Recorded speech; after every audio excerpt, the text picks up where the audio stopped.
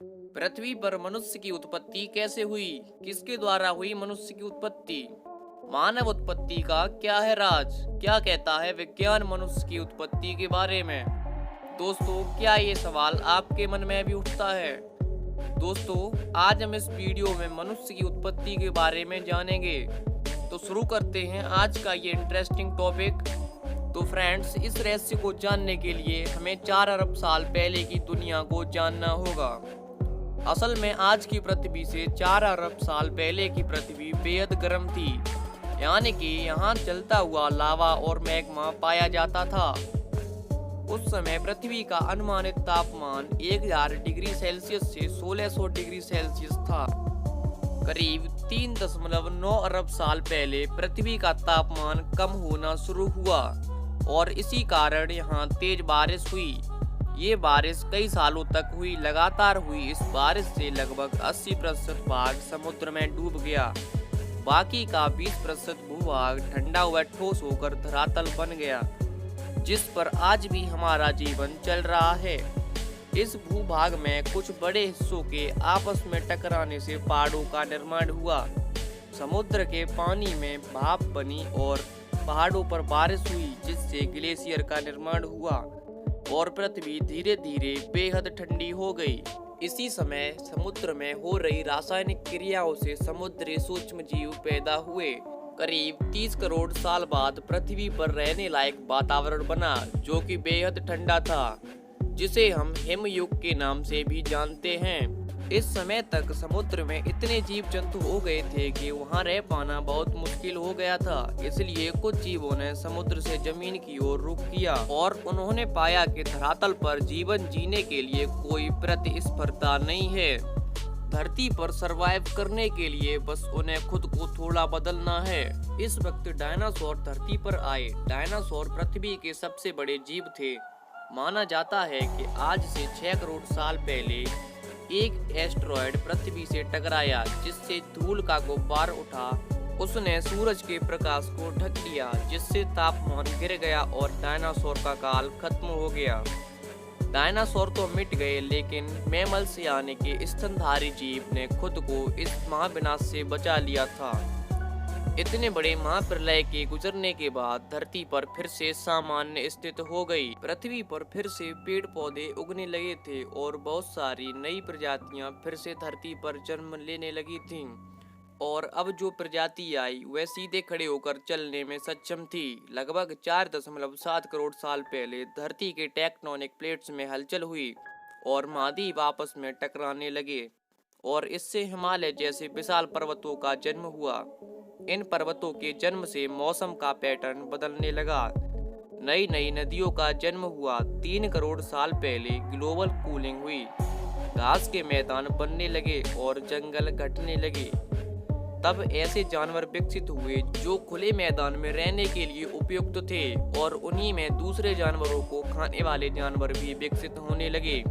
1 करोड़ साल पहले पृथ्वी वह रूप लेने लगी जिसे हम देख रहे हैं। 40 लाख साल पहले धरती की टेक्टोनिक प्लेट में एक बार फिर से हलचल हुई और अफ्रीका के पूर्वी इलाकों में एक नई पर्वत श्रृंखला का निर्माण हुआ। ये पर्वत श्रृंखला थी अफ्रीकन रिफ्ट वैली और इसके आने से इन जंगलों में आने वाली मौसमी हवा पूरी तरह से रुक गई और बारिश आनी बंद हो गई।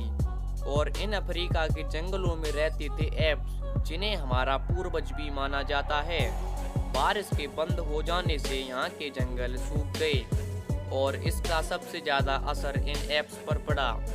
जंगल सूख जाने से इन एप्स के लिए खाने की समस्या पैदा हो गई और ये पेड़ों से उतरकर खाने की तलाश में जमीन पर अपने पैर रखने लगे।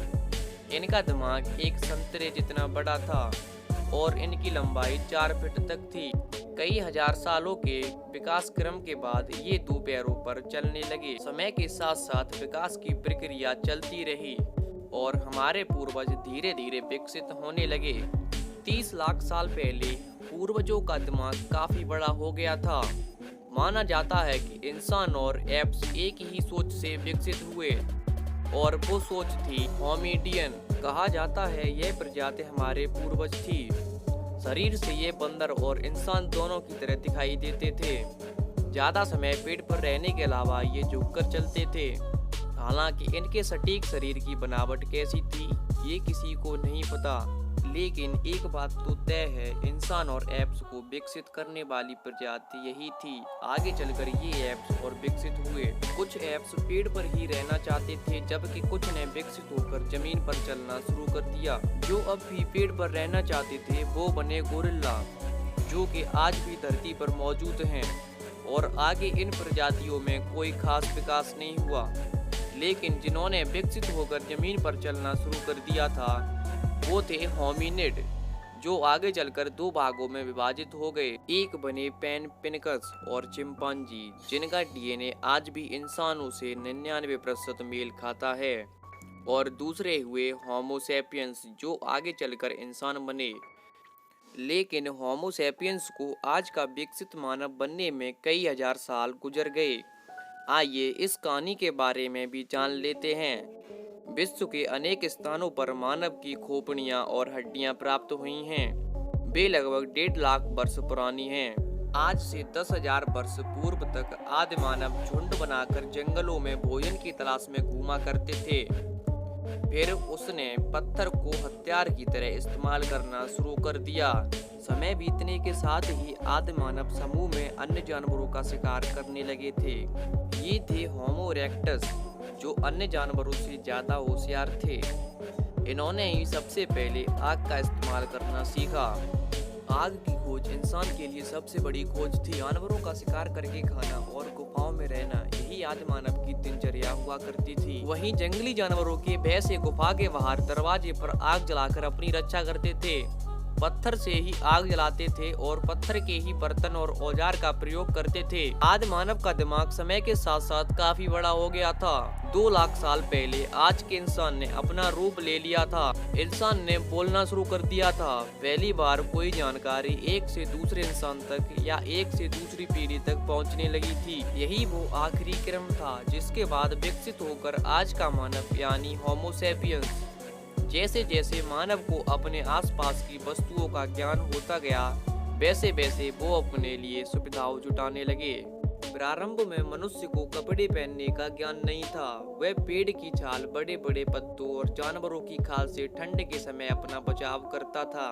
बाद में वह जानवरों को पालना, पेड़ पौधे उगाना, अन्न पैदा करना सीख गया, जिससे उसका घुमक्कड़ जीवन समाप्त हो गया और एक स्थान पर झोपड़ी बनाकर रहने लगा और खेती करने लगा। और उसने कुत्ते, भेड़, बकरी आदि जानवरों को पालना शुरू कर दिया और उनसे अपने कार्यों में सहयोग लेने लगा। धीरे धीरे मानव ने धातु की खोज की। उन्होंने पहिया बनाना सीखा, साथ ही मिट्टी के बर्तन बनाने लगा। मनुष्य के विकास का क्रम लगातार जारी रहा और अब भी जारी है। यह एक अनवरत चलने वाली क्रिया है। यह शायद तब तक चलती रहेगी जब तक धरती है। तो दोस्तों, ये थी जीवन के आरंभ से आधुनिक मानव बनने की कहानी। आशा है आपको हमारा वीडियो पसंद आया होगा। तो फ्रेंड्स, आज के लिए इतना ही। अगर आपको ये वीडियो पसंद आया है तो इसे लाइक और शेयर करें, और ऐसी इंटरेस्टिंग और नॉलेज वाली वीडियो को देखने के लिए हमारे चैनल को सब्सक्राइब करें।